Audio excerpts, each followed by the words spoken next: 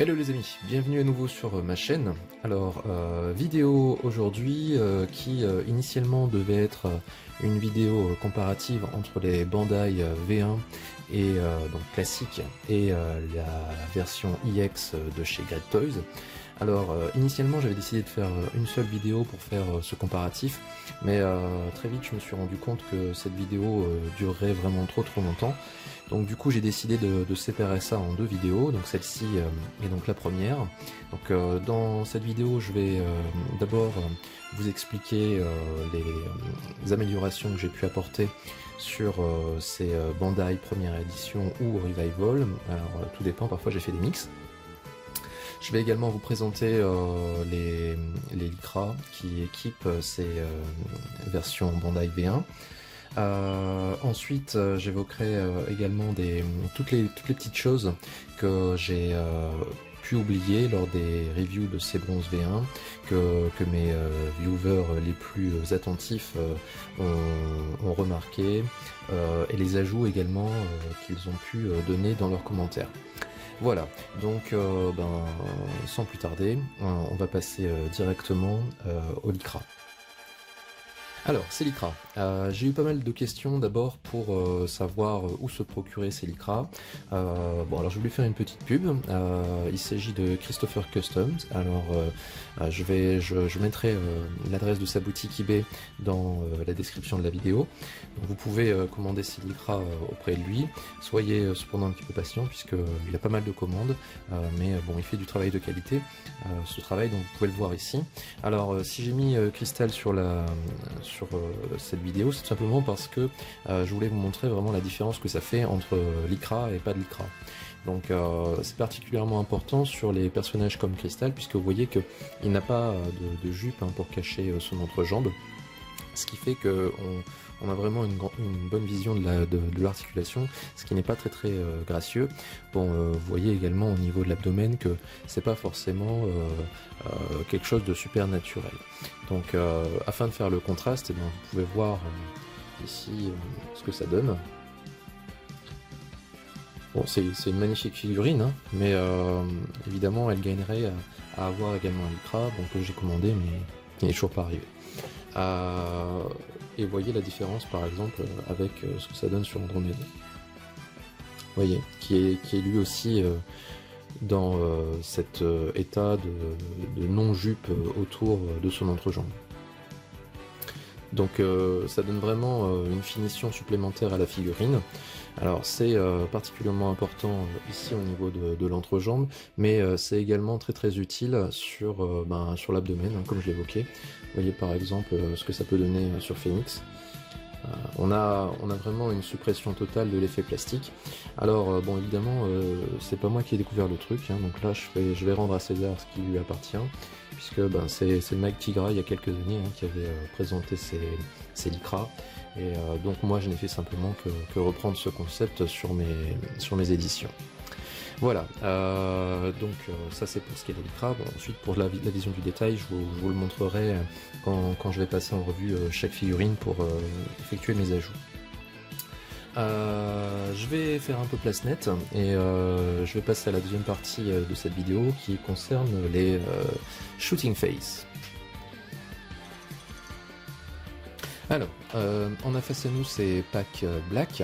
Alors je vais remercier le sieur Komyu Shingon simplement pour son rappel concernant ces deux packs Black, puisque ces deux packs contiennent des visages bonus, qui sont les Shooting Faces. Alors là aussi je vais lui rendre crédit, il m'a fait remarquer que appeler ces visages qui prononcent des attaques des visages hurlants n'était pas totalement un terme approprié, puisque quand les personnages déclament leurs attaques, ils ne les hurlent pas, bien évidemment, ils les prononcent avec énormément d'entrain.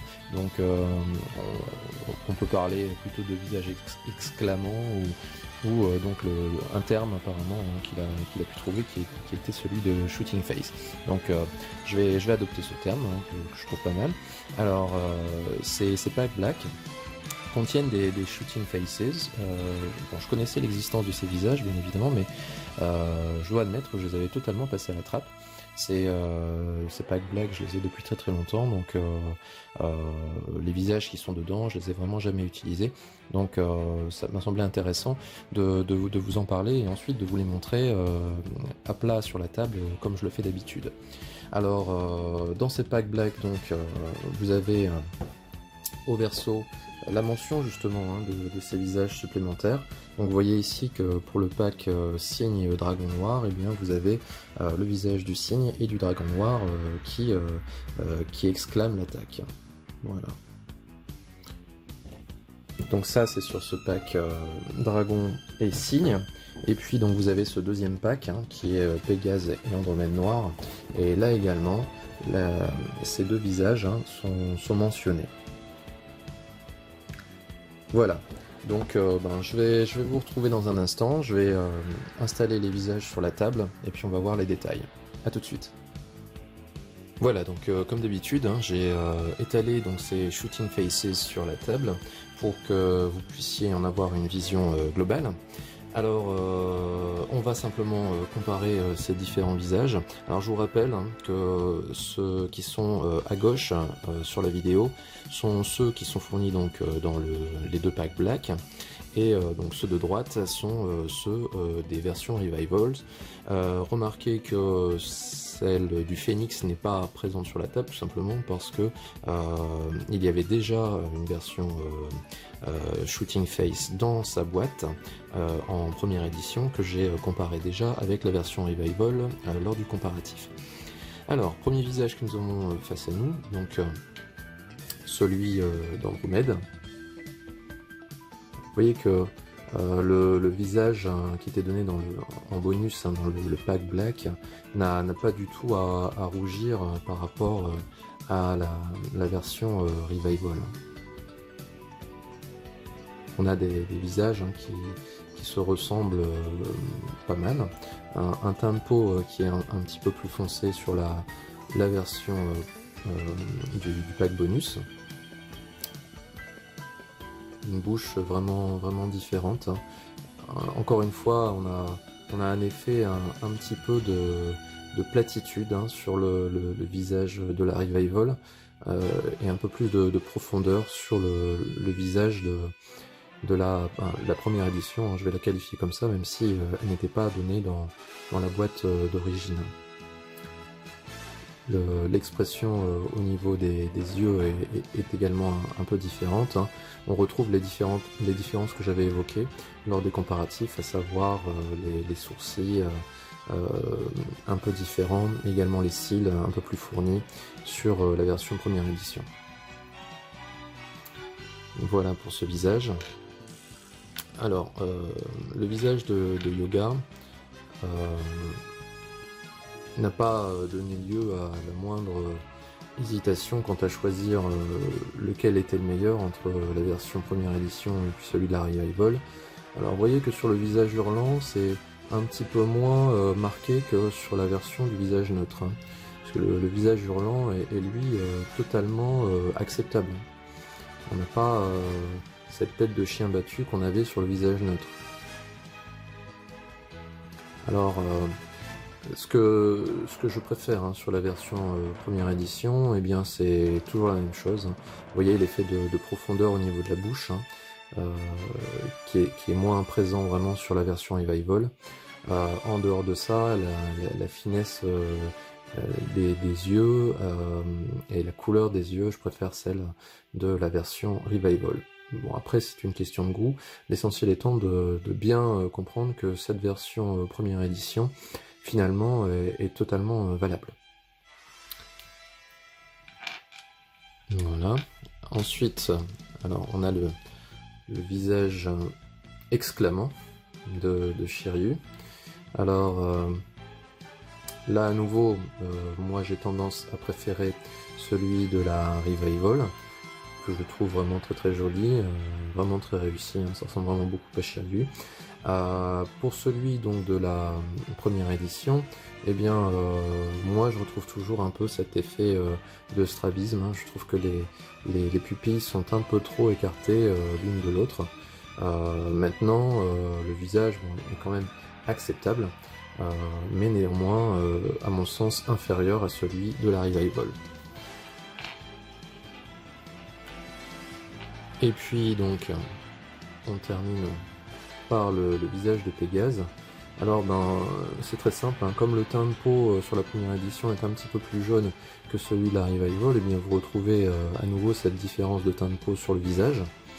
Bon, maintenant, au niveau du visage, on avait vraiment évoqué le fait que celui de la Revival était supérieur à celui de la première édition. Ben, ça se retrouve un petit peu au niveau du visage exclamant, hein, comme vous pouvez le voir. Bon, toujours est-il que là aussi, j'ai tendance à préférer la bouche de la version première édition par rapport à la platitude de la Revival. Voilà, donc bon, ça m'a semblé nécessaire quand même d'évoquer ces visages bonus, hein, pour ceux qui, par exemple, auraient acquis les box de Black, hein. Comme ça vous pouvez au moins savoir à quoi servent ces visages, puisque assez souvent les gens se trompent, hein, et pensent que ces visages correspondent aux visages des alter ego des Black, hein, à savoir le Pégase noir, le Cygne noir, Dragon noir et l'Andromède noir. Donc ça permettra d'éviter les confusions. Voilà, donc on va passer maintenant simplement au choix que j'ai pu faire pour chacune des figurines. Je vous retrouve dans un instant.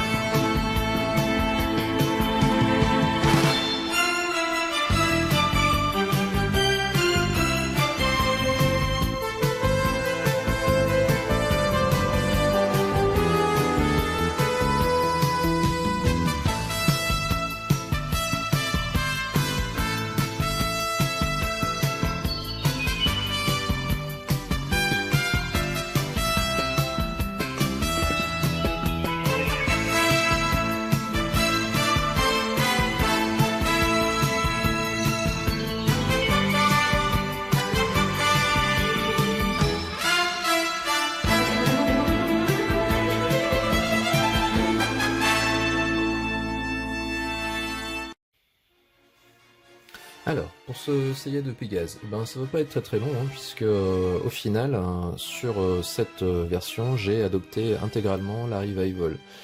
Comme je l'avais dit lors du comparatif, hein, pour moi la Revival met une petite claque à la première édition, hein, autant sur les visages que sur les pièces d'armure et sur la rigidité. Donc je l'ai adopté intégralement. La seule modification donc, que j'ai ajoutée pour cette version, eh bien c'est la présence du Lycra, hein, comme je l'avais évoqué en début de vidéo. Alors j'ai dû pour cette version néanmoins couper au niveau du Lycra, au niveau des jambes, comme vous pouvez le voir ici, hein, sur l'image.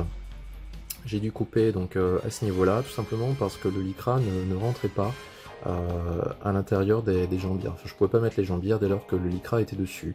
Alors c'est quand même assez rare que je doive le faire. En général, le Lycra est suffisamment fin pour pouvoir y mettre les pièces d'armure par-dessus. Mais là, elles étaient tellement ajustées que je n'ai pas pu le faire. Donc ben, j'ai coupé simplement à ce niveau-là. Vous voyez que bon, c'est quelque chose qui est très très peu visible. Hein. On le devine légèrement sur le côté là. Mais globalement, le rendu est quand même très très acceptable. Donc voilà pour ce qui est des choix que j'ai opérés au niveau du Pégase.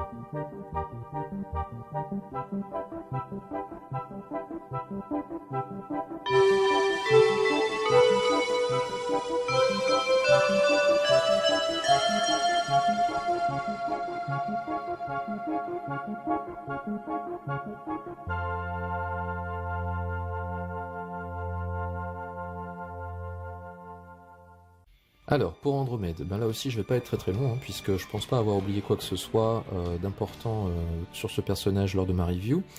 Au niveau des choix que j'ai pu opérer, donc là aussi, présence de ce fameux Lycra. Donc bon, je vous l'ai déjà montré tout à l'heure, hein, mais on a un effet bien supérieur au niveau de l'entrejambe. Hein. On devine les articulations, mais elles sont vraiment bien camouflées hein, par le Lycra. C'est le cas évidemment aussi bien devant que derrière. Donc là vous voyez que je n'ai pas eu à couper. Hein.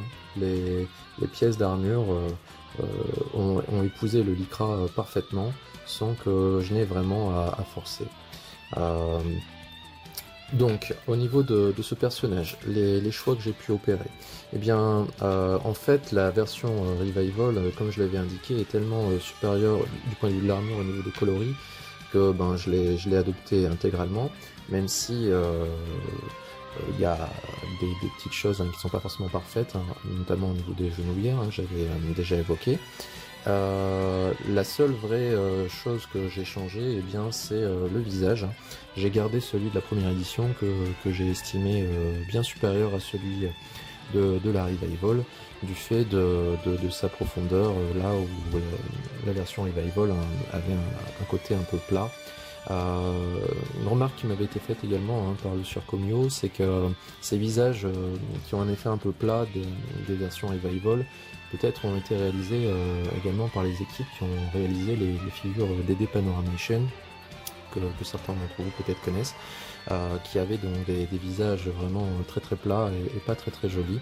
Donc peut-être que c'est cette équipe-là qui aurait réalisé également les visages des Revival, en tout cas ceux de Phoenix et d'Andromède. Donc voilà pour ce qui est d'Andromède. On va passer tout de suite à Yoga.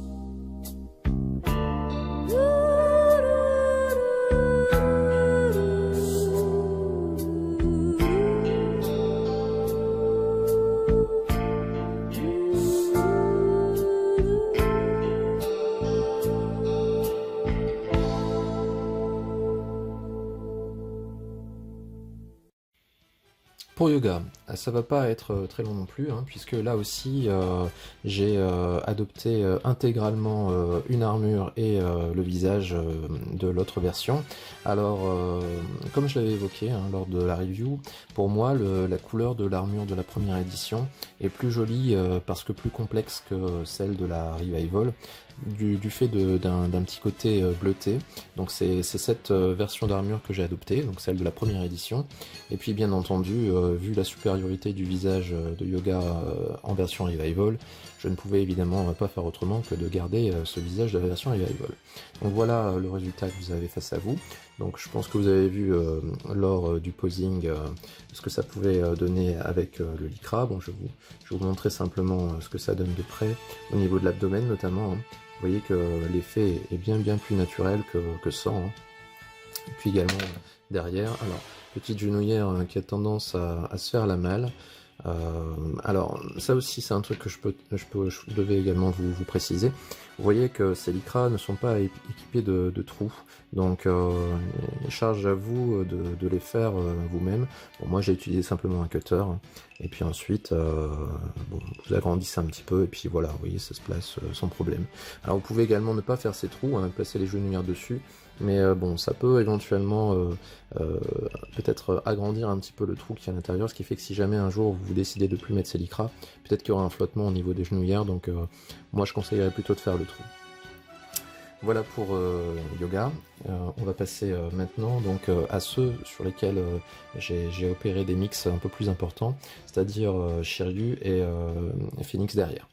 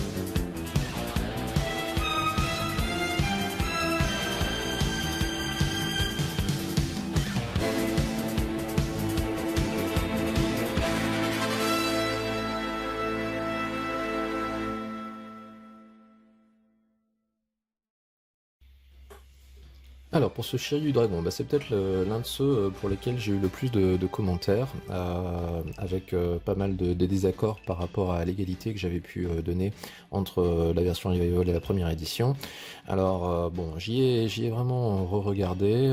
Je pense toujours hein, que la version première édition a des avantages par rapport à la Revival. Bon, évidemment sur le plan du rendu casqué, il n'y a pas photo. Hein, selon moi, la Revival est bien supérieure.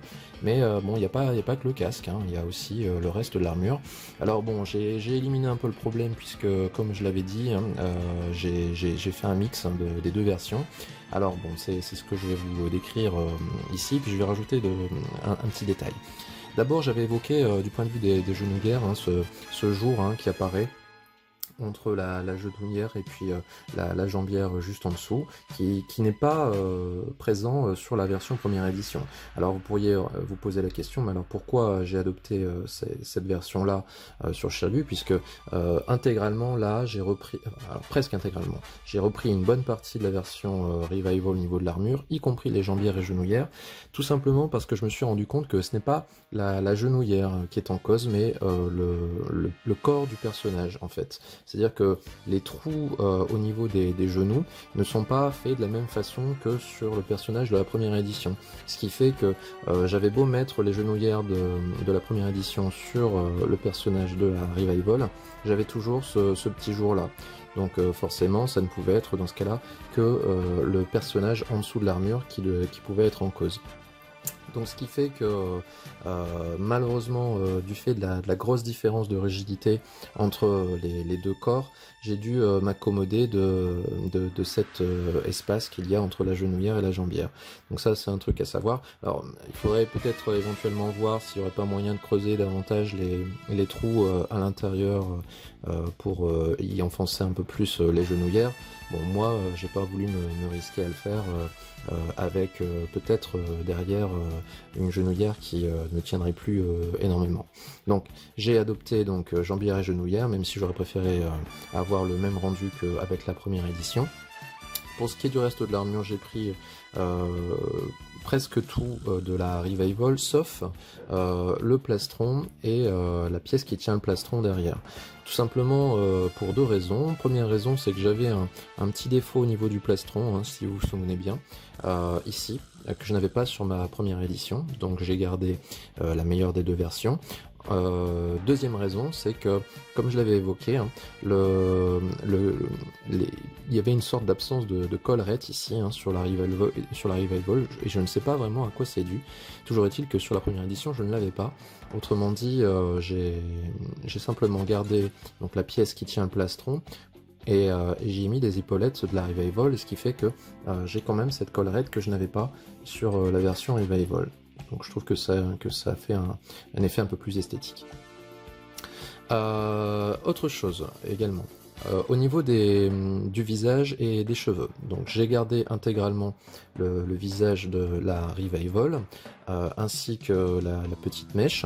Par contre, j'ai adopté la chevelure arrière de la première édition, tout simplement parce que je la trouvais plus esthétique, plus dynamique, et je pense que le rendu au final est supérieur que cette touffe de cheveux hein, qui était un peu tombante hein, sur la Revival. Bon, après c'est une affaire de goût, mais moi je préfère ce rendu là, donc c'est celui que j'adopte sur mon exposition. Donc voilà pour ce qui est du dragon. Je pense pas avoir oublié quoi que ce soit le concernant. Si jamais c'est le cas, ben, comme d'habitude, hein, je vous invite à le préciser dans les commentaires à la suite de la vidéo.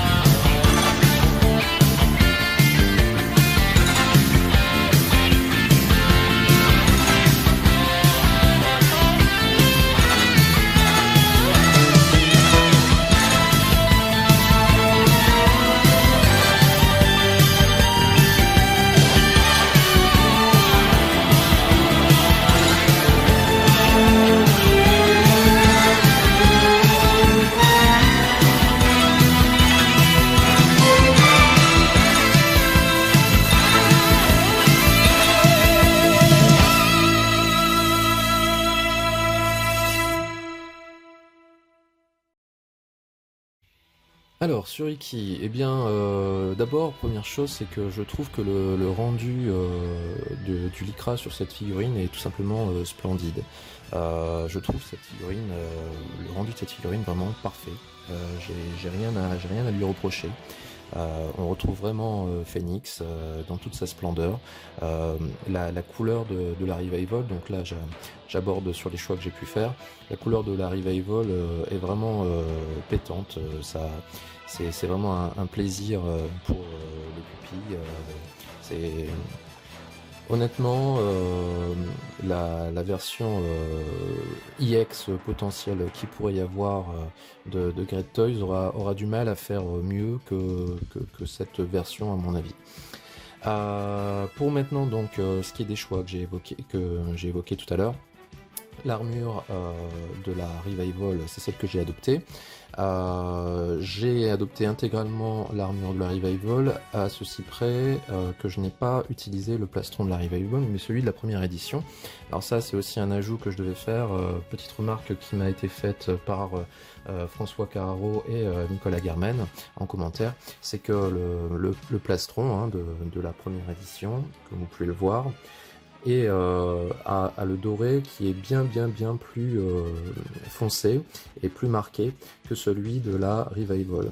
Et effectivement, c'est clair, je vous renvoie vers la review que j'en ai fait. Je n'avais pas évoqué ce point-là. Et en plus, je trouve qu'en utilisant ça, je suis davantage en accord avec le doré du casque. Autrement dit, là, pour moi, c'est un rendu optimum en adoptant ce plastron. Donc ça, c'est au niveau de l'armure. Et puis, deuxième chose que j'ai également pris sur la première édition, eh bien, c'est le visage. Comme je l'avais évoqué, le visage de Phoenix, pour moi, il est bien plus réussi sur la version première édition que sur la Revival. Du fait d'un certain manque de caractère sur la Revival que l'on avait d'origine sur la première édition. Alors vous voyez que j'ai adopté le shooting face pour ce chevalier, tout simplement parce que là il est dans une position d'attaque, et puis bon, ça me semblait intéressant de varier un peu les visages. Bon, remarquez que je change assez régulièrement la position de mes figurines, et donc je serai forcément amené à changer ce visage.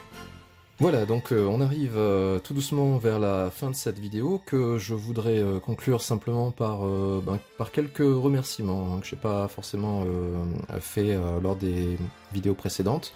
Mon premier remerciement va aller à Officius Sagittarius, qui est toujours très réactif dans ses remarques, et qui m'a notamment un peu sauvé la mise lors de ma dernière review du Phoenix, lorsque j'avais été striké pour violation du copyright du fait d'une musique que j'avais utilisée, que je pensais que n'était plus sous l'effet des droits d'auteur, mais visiblement je me suis trompé. Donc bon, merci à toi, je t'encourage évidemment à continuer à me suivre, et puis à ne pas hésiter à me solliciter si jamais tu vois que j'ai fait des bêtises. Je vais également remercier très chaudement les followers qui ont été les plus actifs lors des 5 comparatifs précédents, parmi lesquels Dave Kay, qui a été vraiment très pointu dans ses remarques, Rémi Loual,